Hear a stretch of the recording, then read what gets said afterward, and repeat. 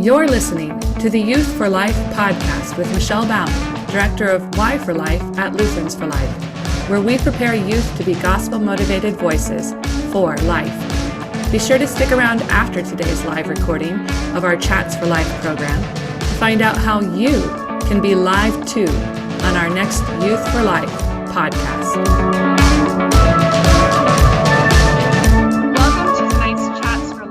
And to those of you who are listening on the podcast, welcome. Our guest presenter tonight is Pastor Tim Eckert, who is the pastor of Word of God Lutheran Church for the Deaf in Iowa District East. And he's going to be speaking tonight about the relationship between church and state in his presentation called Strange Bedfellows. So I'm going to pass it over to him. He's going to start us off with a prayer, and then we'll get started with the presentation. Thanks for coming. Okay, thank you. Let's pray. Almighty God, you tell us to pray for our leaders and all in authority so that we may lead a peaceful and quiet life and that all may be saved and come to the knowledge of the truth. So we ask that you bless and direct our nation and our leaders, that they would seek your will and the good of all people. Bless our time together tonight as we consider issues that impact our nation and your church. Also bless and encourage the Lutherans for Life National Conference tomorrow and Saturday as they remember your blessings for life. Let all that we do be to your glory. In the name of Jesus, our Savior, amen. Amen. Okay, so our topic tonight is Christians and politics. And I thought that I would start first with what got me going on this topic. A number of years ago, I don't remember how many, 4 or 5 years ago maybe, I was writing an article for our church newsletter. And in doing some searching online, there were some articles that were coming up, not really what I was searching for, but some articles that really caught my attention. And it got me thinking a lot more about Christians and politics. And I'm going to share my screen here to show you some of the headlines. And I would like, if you don't mind, I would like you to give me your first reaction when you see these headlines. Tell me just from the gut, what is your thought when you see this headline?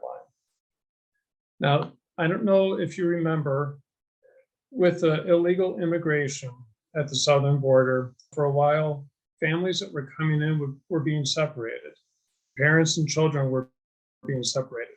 And I have not been able to find this original headline back that I saw, but the idea behind it was that evangelical leaders support Trump on border family separations. Now, when you see that, what's your reaction to that? What do you think about that? So I think it's ironic, right? And I get a little angry about it as a Christian, that maybe it doesn't seem like they're portraying Christians in the best light there. Yeah. How about you, Lynn? What I recall from then was that I was upset with all the immigrants that were crossing the border illegally. And I don't know that I looked too in depth to whether families were separated. So I probably would have just wanted more information or something. Okay. The next headline might bring out a little bit more of a reaction. Let's see. A few years ago, Miss America pageant ended the swimsuit competition, part of the pageant. And there were a number of conservative Christians that got pretty upset about this and complained about it. So this was a headline. This was an actual headline that I saw. Conservatives stop defending swimsuit competitions. So what do you think about that? What does that make you feel or think? I probably didn't care. They always had swimsuit competitions. And to me, there were so many more issues that I cared about. Okay. So I think, they're obviously trying to portray conservatives as backward and old-fashioned and not with the times and those sorts of things. And maybe even in favor of things that are, again, in some people's views, inappropriate. Well, I thought what was very interesting here is that Christians were actually defending the swimsuit competition. The swimsuit competition, honestly, for many years, really objectified women's bodies, right? And Christians were saying, no, we need to keep the swimsuit competition, which I thought was interesting, odd. So that headline really caught my attention just because it seemed unusual. Now, this one's even more unusual. Nevada evangelicals are backing brothel strip club owner for state legislature. So there was an election in Nevada, and one of the candidates was this guy who owned a prostitution joint and a strip club, and evangelicals were lining up behind him to support him. Now, what's your reaction to that one? My reaction would be that he probably shouldn't be supported. Perhaps there was more to it than the headline says. But I would wonder about Nevada evangelicals. Fair Yeah, enough. there seems to be a conflict of interest there. Yeah. Yeah. Now, I did check, I investigated these a little bit more, and the evangelical leaders support Trump on border family separations. That one actually was more fake news. There really wasn't much truth behind that. But the other two completely checked out, which really got me thinking, why are Christians taking the positions that they're taking on certain issues, especially certain political issues? So what I want to talk about here tonight is Christians and politics and what our relationship is with politics. Not so much church and state, although we will talk about church and state quite a bit, but thinking about it more as individuals. How do we as individuals relate to politics? Now, you know that there are always two topics that you're not supposed to talk about in polite conversations, right? Politics and religion, and we're doing both. So, in one sense, it's a little risky. I might say some things tonight that will make you think that I'm crazy. I'll say some things that might make you think that I am a flaming liberal, or that I'm overly conservative, or whatever. And if you go along with some things that we're going to be talking about tonight, your friends might think that you're crazy. Well, that's the way it goes. But we have to talk about this because there are a lot of political ideas and trends that are absolutely counter to the Christian faith. And there's a lot of confusion among Christians about how to deal with political issues. And it's important that we talk about this because if we don't fix these problems about how Christians deal with political issues, if we don't fix those problems, it's going to hurt our witness to the world. Already, Christians are labeled generally as just being politically minded and wanting political power. And so a lot of unbelievers just write us off as not having the gospel, not having any truth, not caring about anything except political power. So we really need to be careful about how we deal with politics because it does hurt our witness. It also hurts our ability to work together as a church. Politics should not drive us apart. in the body of Christ. We don't need to agree on all political issues. Some of them we absolutely should, but we should at least agree on how we talk about them and how we address them. So my goals for tonight, I have 3 goals. First is that we will be focused a lot more on God's word and a lot less on politics. Second, that we'll start thinking about issues in terms of what God says and not in terms of what political parties say or TikTok or our friends or even what other Christians say. And then third, that your faith will influence your politics, but your politics will not influence or determine your faith. That is definitely a one-way relationship there. Our faith should impact our politics and not the other way around. As we're going through tonight, I personally welcome any questions that you have at any time. There will be some parts that will be more presentation. There will be some parts, especially later on, that will be very interactive. But if you have any questions at any point, I personally will welcome them. So before we get started with the big picture of church and state, actually, we're going to start with the big picture. And before we talk about us as individuals, we'll start with the big picture of church and state. Now, with politics, we talk about the right and the left, right? The conservative right and the liberal left.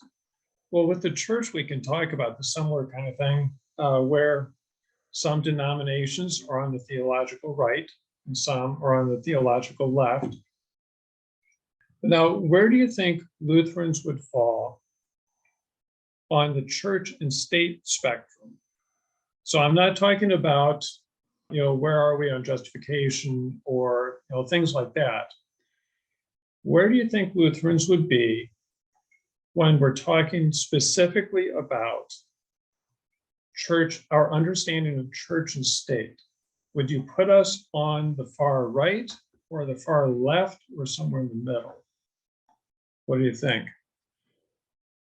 As far as whether they should be influenced by each other, or as far as, like, I guess, can you clarify when you say the spectrum of church and state? Do you mean that church should be influencing the state, or that should totally stay out of the state? Is that what you mean?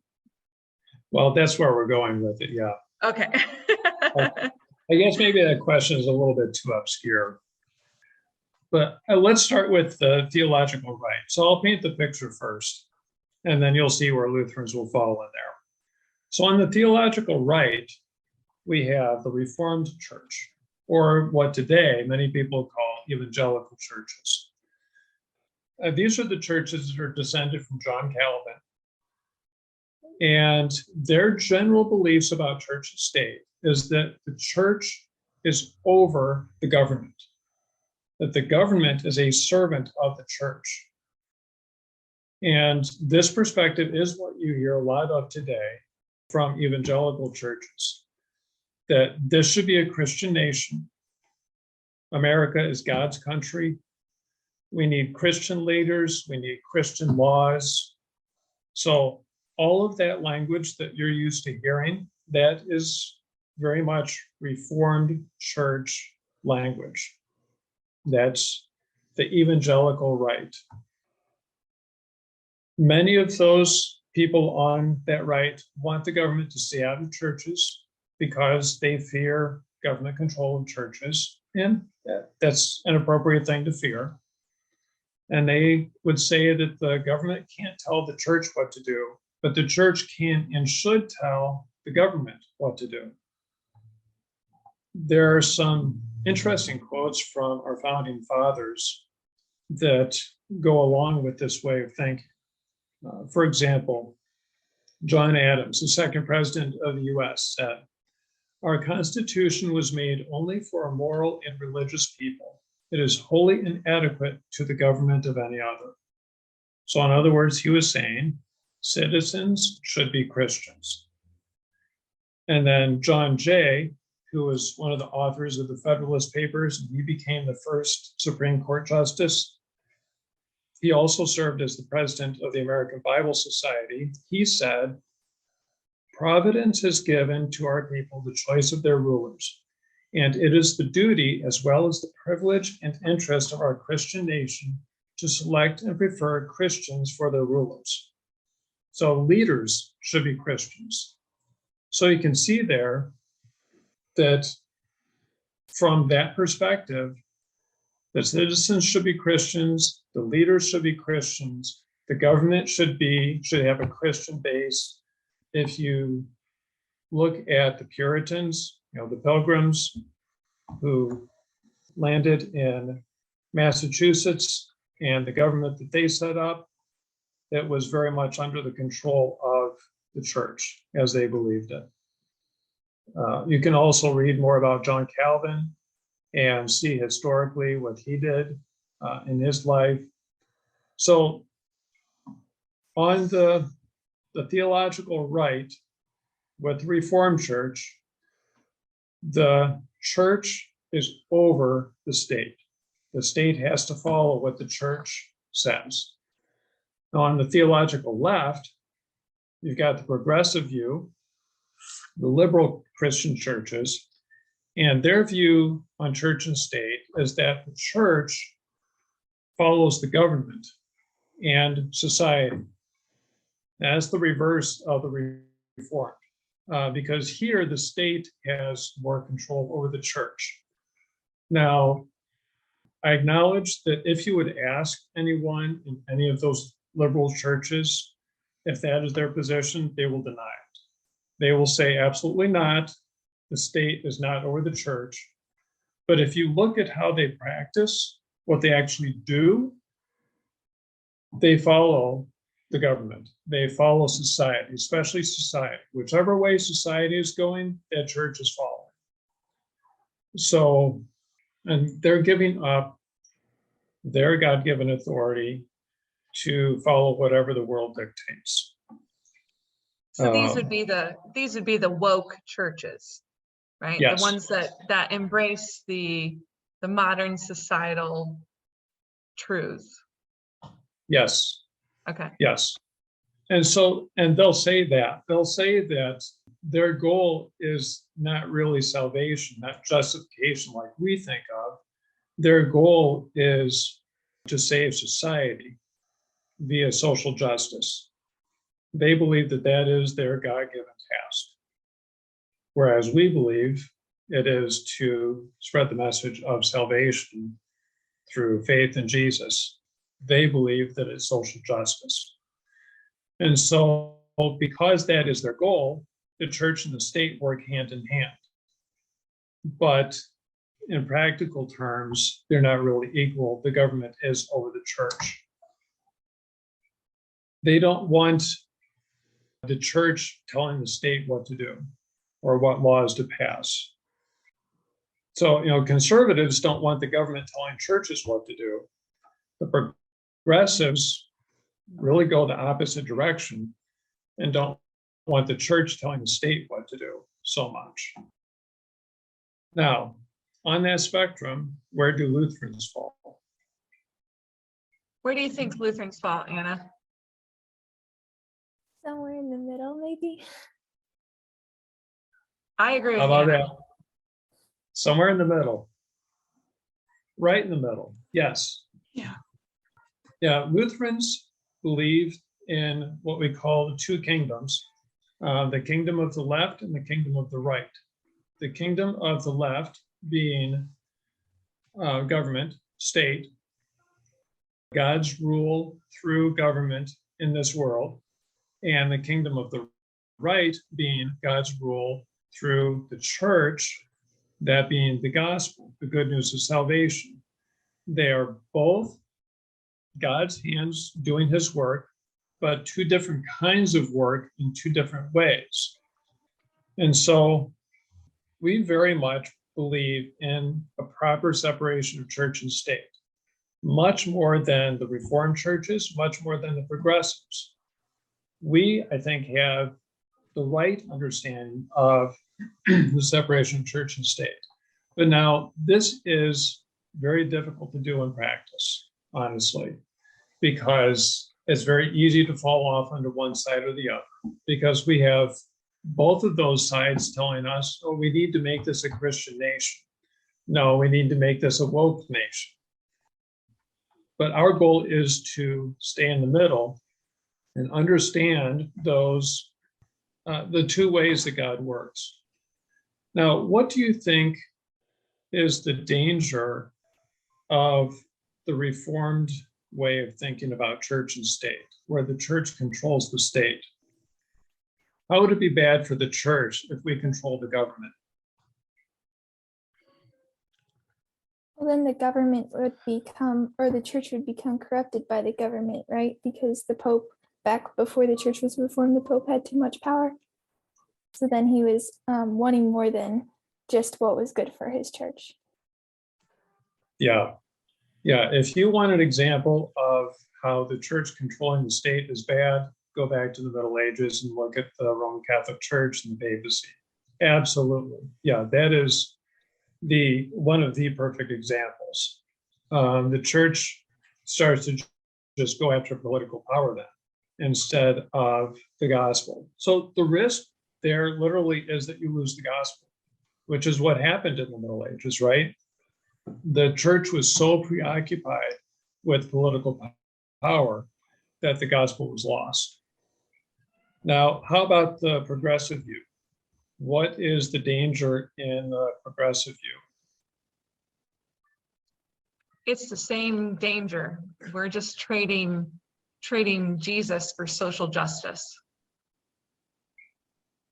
Yeah. Again, you lose the gospel. And yeah, you're pursuing social justice. Exactly right.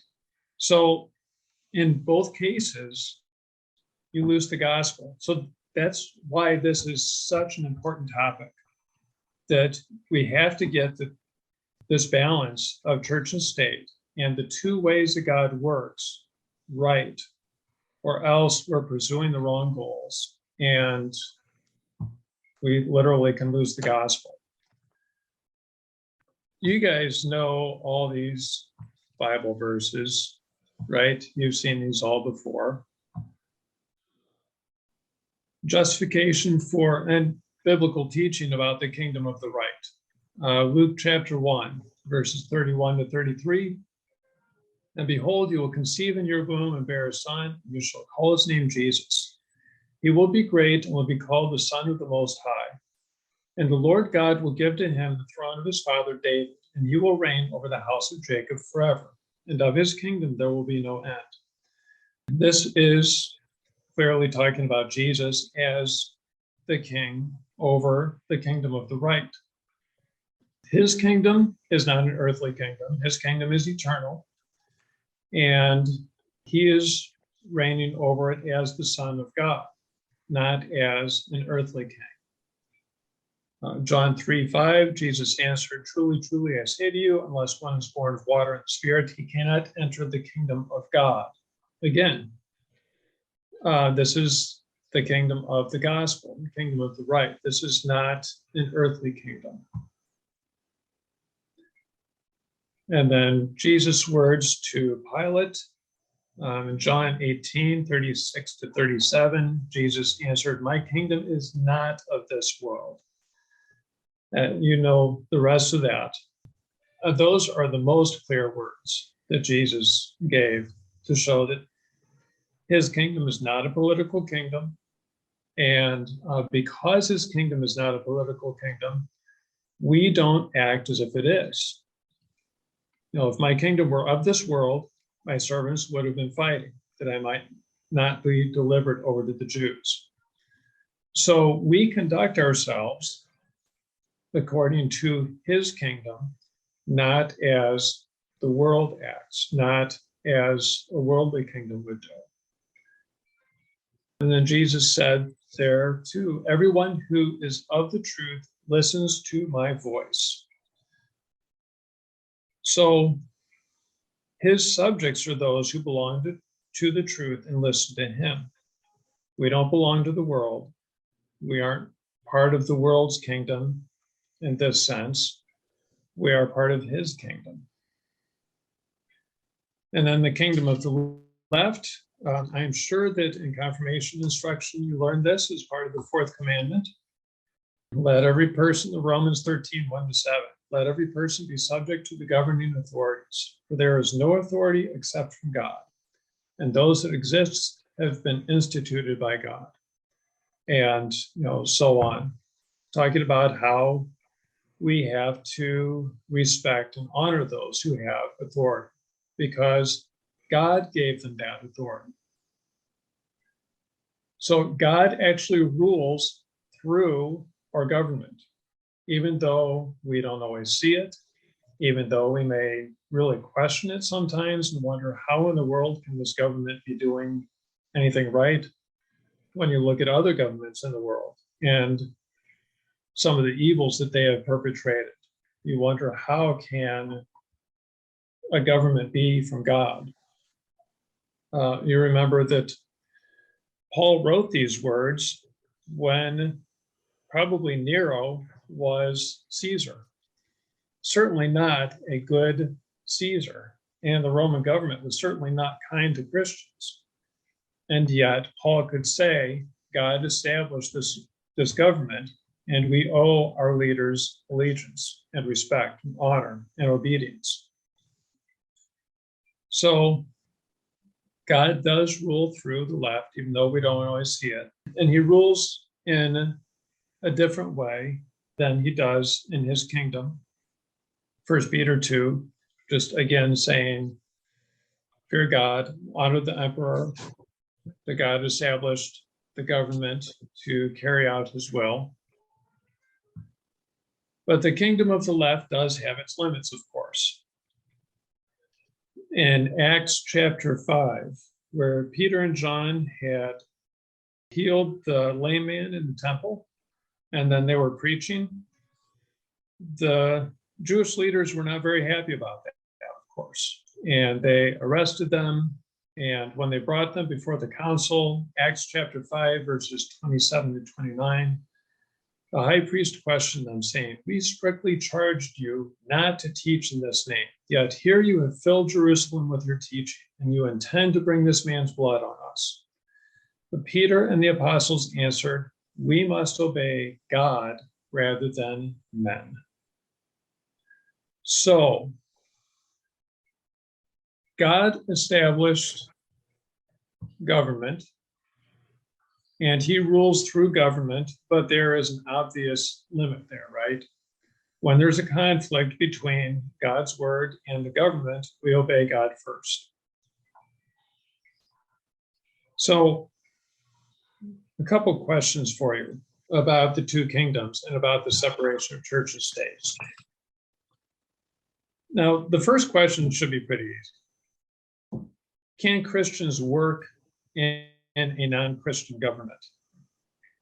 Meaning, can you be a government employee? Is it okay to run for Congress or president or a county sheriff? Is it okay, if you're an employee of the IRS or you're in the military? Yes. Okay. Can you give a biblical example? Sorry, there were a number of people in the Bible who worked for secular governments. Do you remember any? David, well, he was a king. You're thinking a New Testament? No, most of them are from the Old Testament. But that was Israel. That was God's government that he had set up. Yeah, right.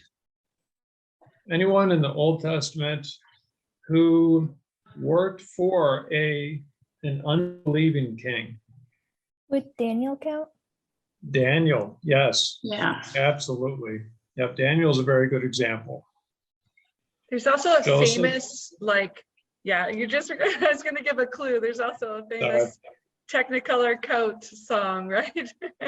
Yes. Go ahead. Joseph, right. Yep. Yeah. Joseph was second under Pharaoh in Egypt. How about three others who worked with Daniel? Shadrach, Meshach, and Abednego. Yes. Yep. Then we could also add Nehemiah. Nehemiah was a cupbearer for the Right. Persian king. Maybe Esther, because Esther was the queen of King Xerxes. For a New Testament example, Philippians 4, verse 22, Paul sends greetings from those of Caesar's household.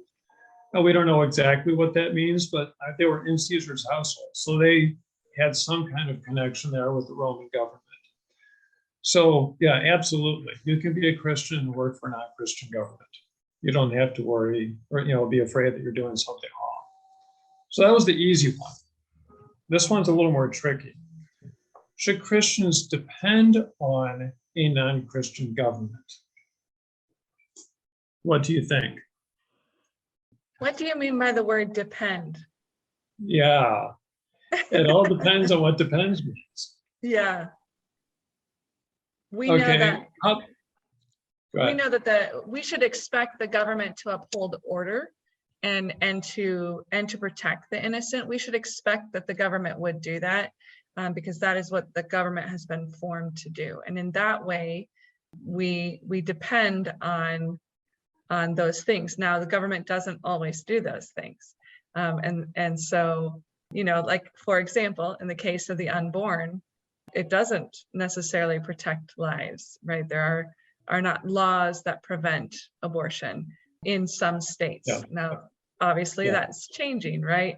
But yes, there are things that the government has been ordered to do. And when the government fulfills the order God has given it, then we should depend on it to do those things. So, but put our trust in it. If that's what depend means, then maybe not. yeah. Depend in the sense of expect them to do their God-given duty. Yes, absolutely. Yeah, you explained that very well. How about depend on them? Obviously, this is going to be wrong. Depend on them in a dependency kind of way. That's not helpful because usually that means that if I am depending on the government, if I'm dependent on them, it usually means that I'm avoiding some kind of personal responsibility and I'm expecting the government to pick that up, which that's not good. But okay, how about this one? Wait, I have a question about that one. Okay.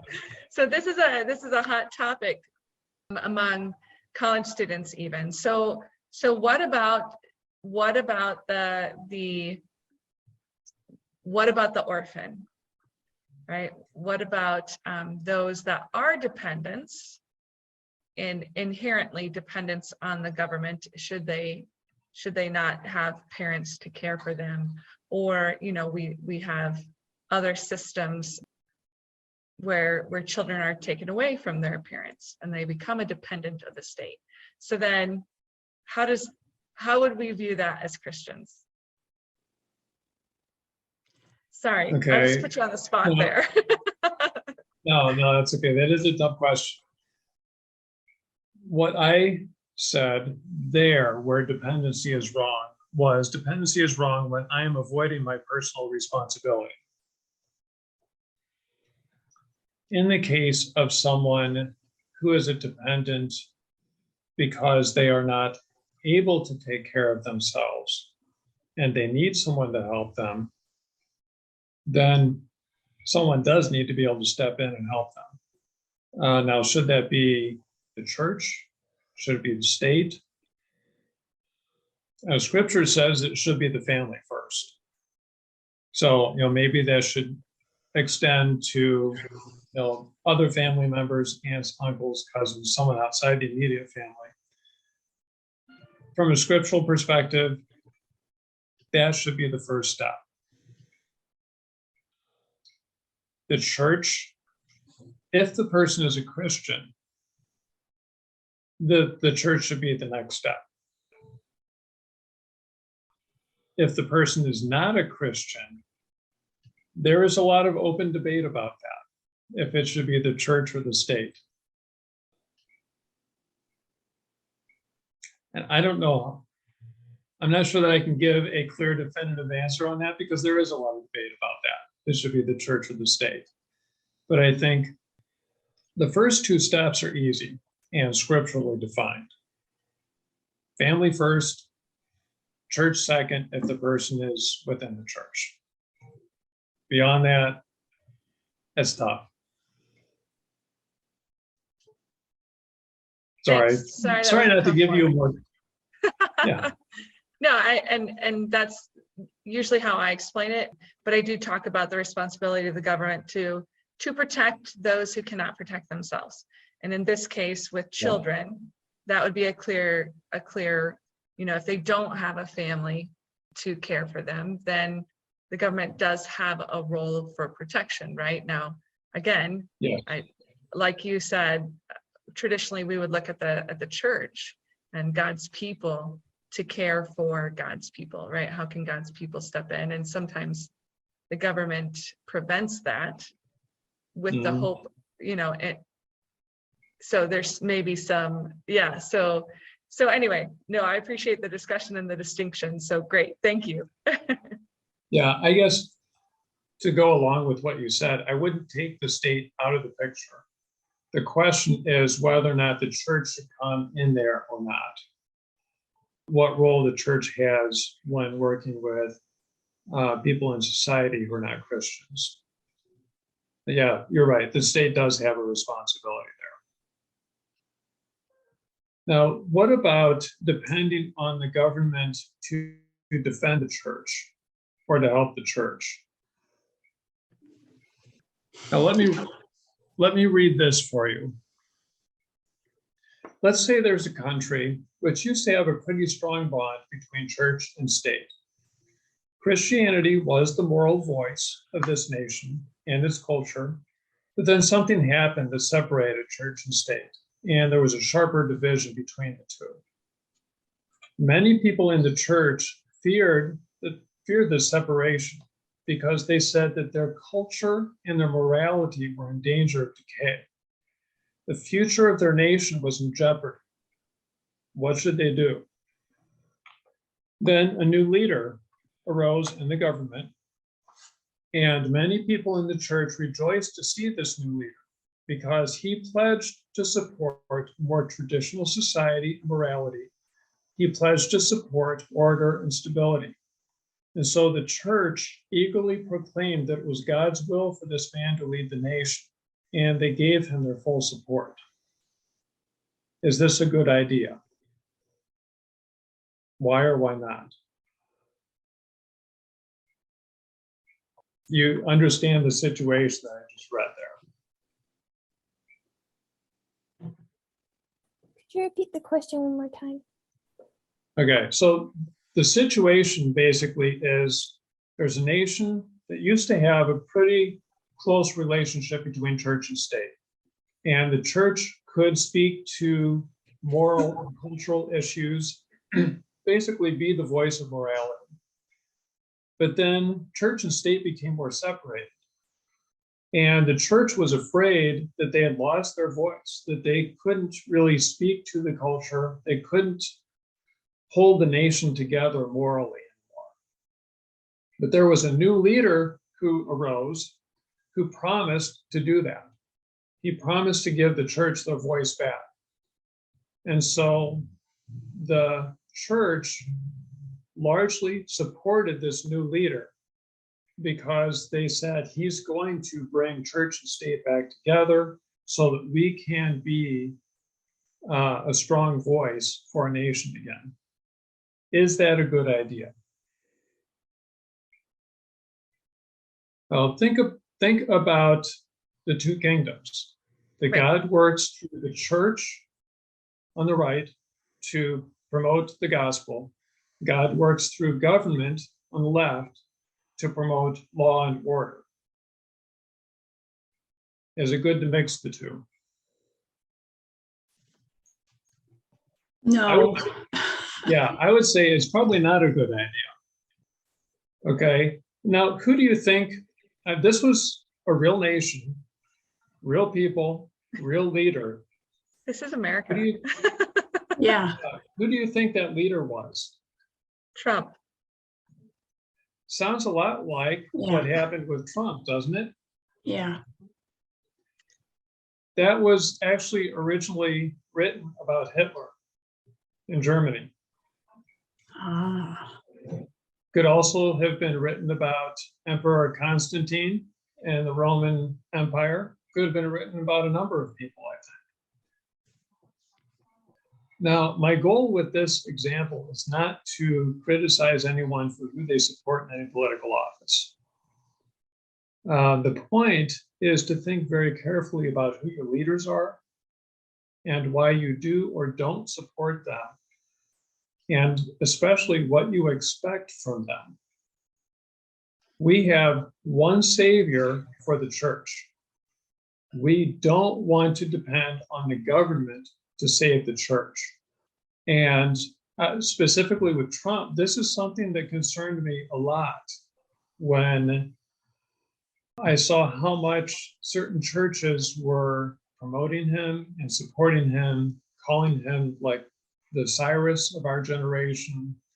That, yeah, maybe he's not very much of a Christian. He's got a lot of rough spots, but he's going to save America. He's going to save the church. He's going to make America a Christian nation again, was kind of the undertone of what they were saying.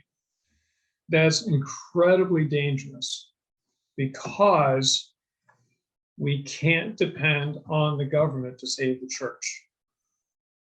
God works one way through the government, he works another way through the church.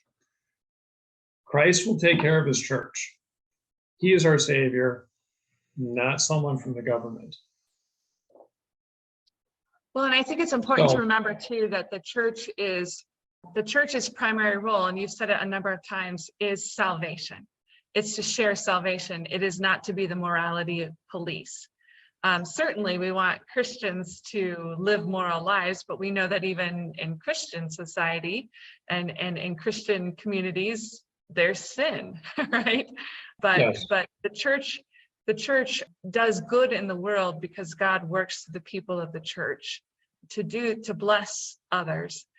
But the church is not the purpose of the church is not to be the morality police, right? Certainly it does teach morals and we want the government to be established on those true morals because they're truth, because what God gives us is good and true and holy.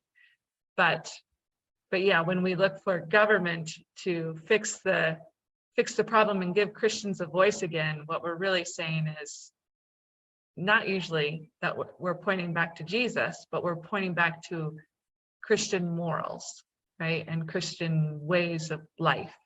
And that's, yeah. I mean, you can see other religions that have similar morality, but they don't have Jesus. And that's a scary thing. So, yeah. Yeah. So if you want to talk about that in terms of law and gospel, we're relying on the law to save us then, right? Which is not where we want to go.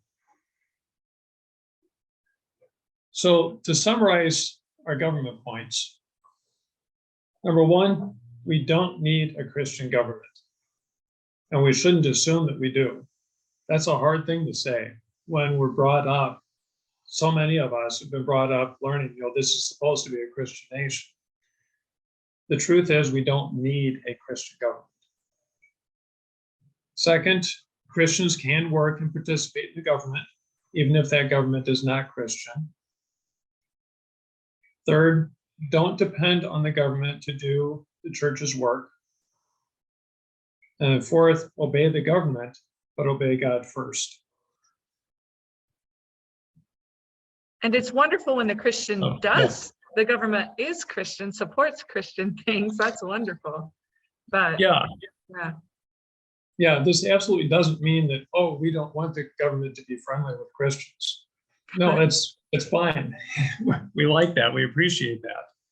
But we don't want to depend on that because the government is not who supports the church. Christ supports his church. He's our foundation. He's our rock, not the government. Now, moving on to part 2. That's church and state. Now, we want to make it really practical and apply it to your life as individuals. We have 2 roles in our relationship with the government, that of a servant and that of an advisor. Martin Luther said one time, "A Christian is a perfectly dutiful servant of all, subject of all, subject to all. And a Christian is a perfectly free Lord of all, subject to none." Now, when he said that, he wasn't really applying it to society and government, but I think it still works. We're a servant of all in that we obey the government, understanding, of course, we still obey God first. And out of love for our neighbor and respect for what God has ordained, we are servants and subject to the government. But we are also Lord of all and subject to none because we've been freed by Christ, and therefore we are free to influence and change society and government for good. As God's redeemed people, we are salt and light, and we bring his influence on others. So those are our 2 main roles in relation to society. Now, how do we do that? Because sometimes we'll serve, sometimes we will obey, sometimes we will influence or lead others. So how do we do that? I have 4 points here that I think will help us think about what we do and how and why we do it. First question, always, always, always start with God's word. What does God's word say? And for whatever issue we're looking at, what does God's word say about that issue? Don't ask, what do Democrats say? What do Republicans say? What do my friends say? What do other Christians say? Because remember, if you look at other Christians, progressives and reformed have different views and different answers on what we should do. Always start with God's word. Second point, second question, what are other voices pushing you to do? It's good to be aware what the societal pressure is. Sometimes we might not even really be paying much attention to it. It's just good to know what the pressures are so that we don't blindly follow the crowd. We want to know clearly what God says and what others are pushing us to do so that we know how to respond appropriately. Third question, how can I serve or obey, and who am I obeying? Or how can I lead, and whom am I influencing? So what is my role here? Am I here to obey because obeying is the right and proper thing to do?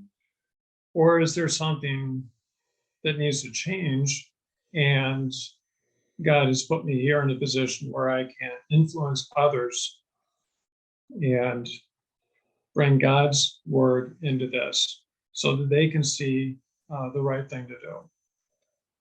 And then fourth question, what are the dangers and what are the opportunities?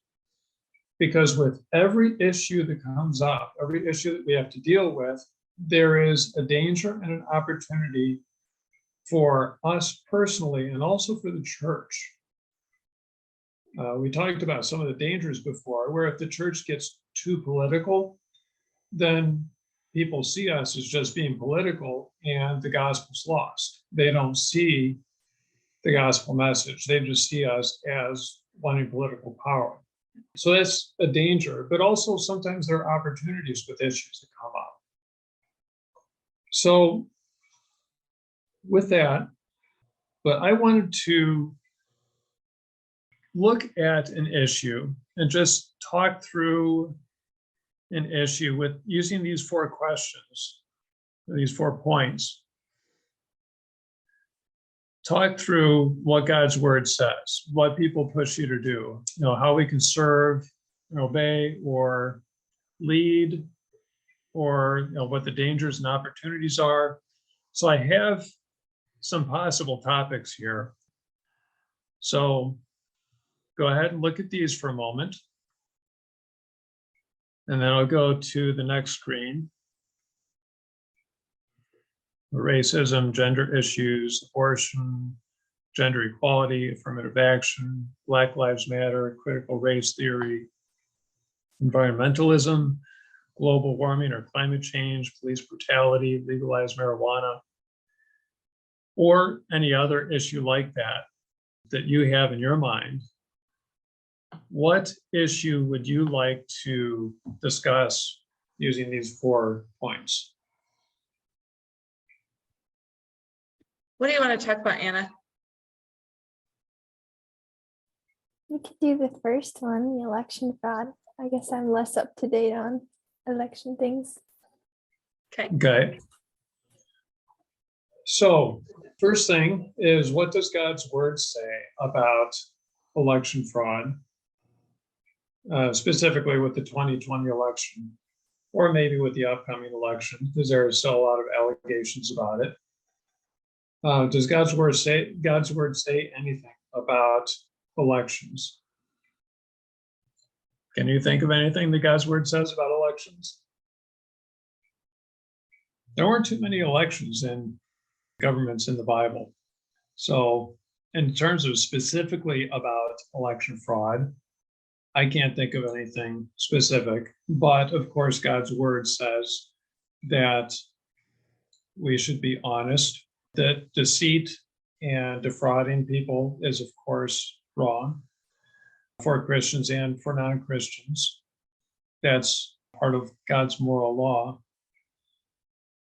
What are the voices that are out there pushing on both sides of this election issue?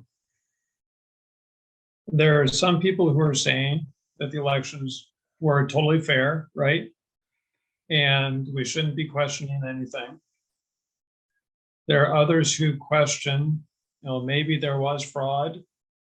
There are others who are saying the election was just outright stolen. And so you're being pushed to go along with one of those perspectives, right? So those are the forces that are out there. How do you serve? How do you influence? I guess maybe a more important question is, who would you be serving? Who would you be obeying? Do we listen to those who are saying that the election was stolen, or do we listen to those who say that everything was fair? So let's start with that. Who do you listen to? I think that's what is so unfortunate with this issue, because we don't know who to believe. Yeah. Speaking selfishly, I probably shouldn't have put this one on here just because this is such a difficult one. But I think if I can jump in, I think I think it's okay to support the looking into whether or not fraud happened, right? So it's okay to support the pursuit of truth. But then it's also, I think, obligatory for the Christian, once that decision has been made, to show honor and authority to the government, and even during that time, to be respectful of the government, right? It's okay to say, to question fraudulent behavior and to encourage the government to look into that and determine whether or not it happened. It's okay to do that, but I think once the decision has been made, then we have a very clear mandate from Scripture, right, to obey our authorities in as much as we can do. And there's nothing that we can, as individual Christians, do to change that election, right? And We are not the people who were called to test whether or not it was true, to do the research to find out whether or not it was true. And so again, it kind of depends on what part of that fraud, at what time period in it. I think that does shape how we respond.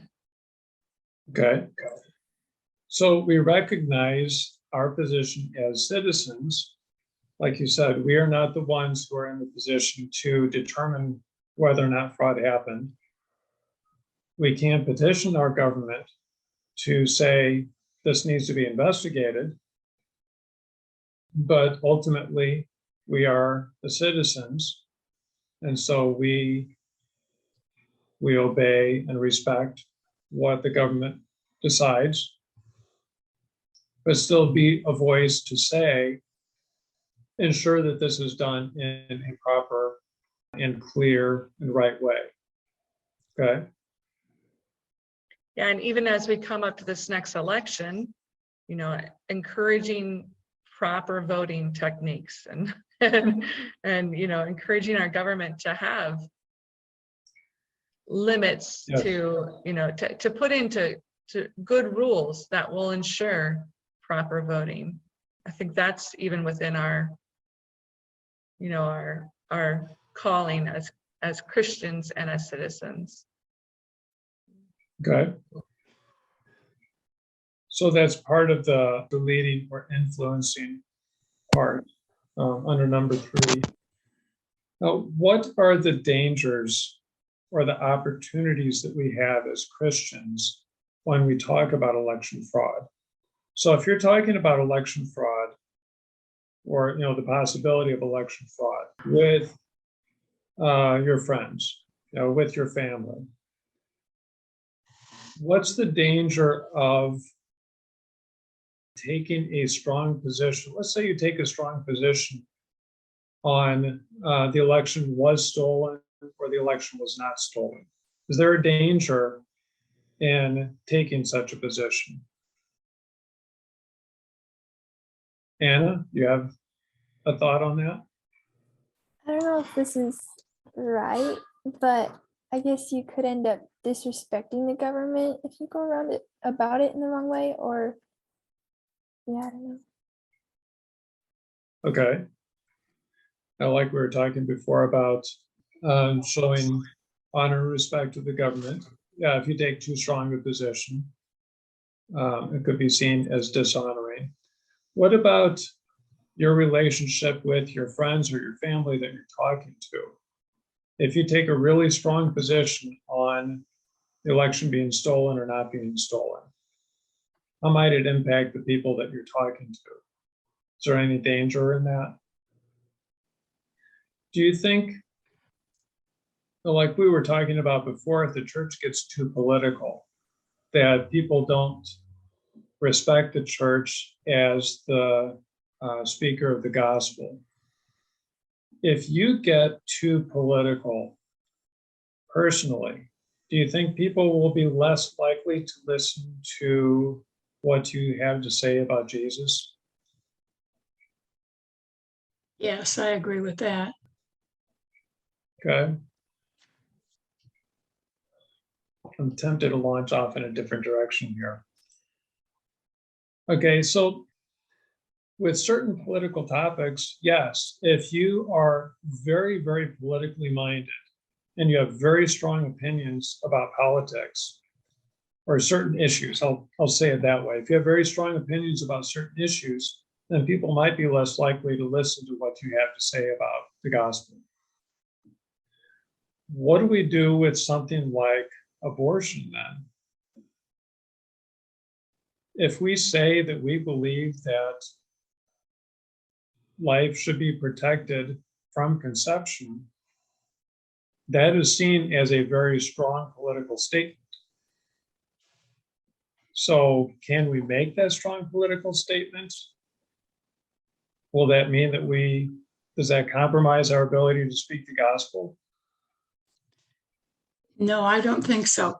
A good example of this is I stand outside of Hope Clinic, which is an abortion center in Granite City, and pray. Now, there's the people there that go and pray quietly and peacefully. And then there's the people that shout at the mothers as they come in, "You're murdering your baby." And I think that is the difference. It's how you do it. Okay. That's a very important point. You remember the Bible tells us to speak the truth With love. in love. Yes. Yeah, not speak the truth, shouting it in your neighbor's ear as loudly as you can. Speak the truth in love. So that would be an opportunity. Whether we're talking about election fraud or abortion or any issue, we have an opportunity to speak God's truth in love. We never want to shy away from the truth. We never want to compromise the truth for the sake of anything. But we do have opportunities to speak it in a way that is loving and helpful for our neighbor. So with election fraud, maybe being encouraging of people to try to figure out what the truth is and not listening to whatever the political noise is in the media. Encouraging people to contact their representatives to ensure that elections are fair and ballots are counted appropriately, election laws are followed. Encouraging people to still respect the government. So, those are opportunities that we have. Again, you've got to look at the dangers and the opportunities, recognize that we can become too wrapped up in things and go off track so that people won't listen to us when we speak the gospel. But we also have opportunities to speak, to direct people to the way that God has set things up, both in the kingdom of the left, how God works through the state, and in the kingdom of the right, to lead people to Christ as Savior.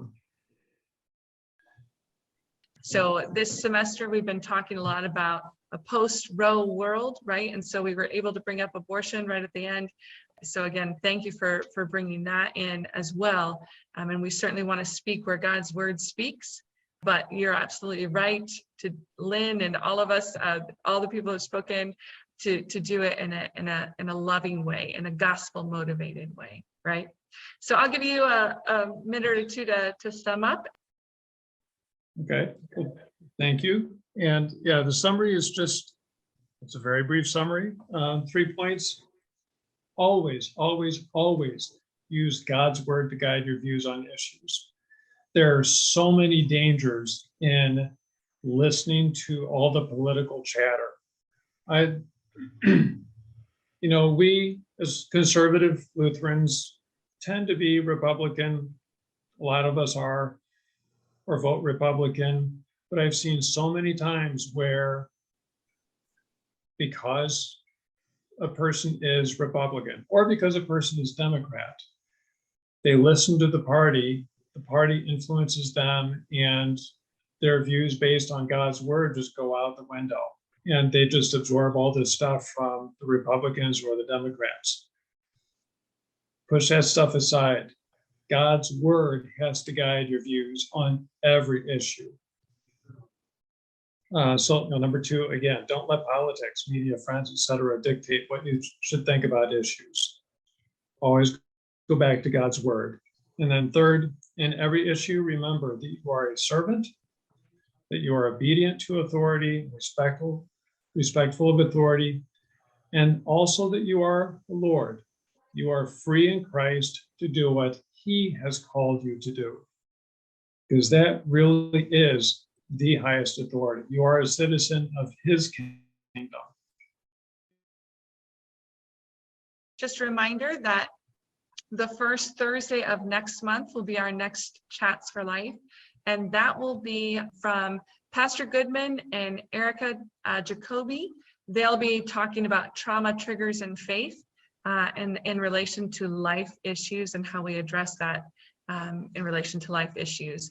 So thanks for coming tonight. Thanks for joining us for today's life topic. Check out whyforlife.org or email Michelle at whyforlife.org to find out how and when you can go live with us at our next Chats for Life session. Or join us next time, right here at Why for Life Podcasts, where youth learn how to be gospel-motivated voices for life.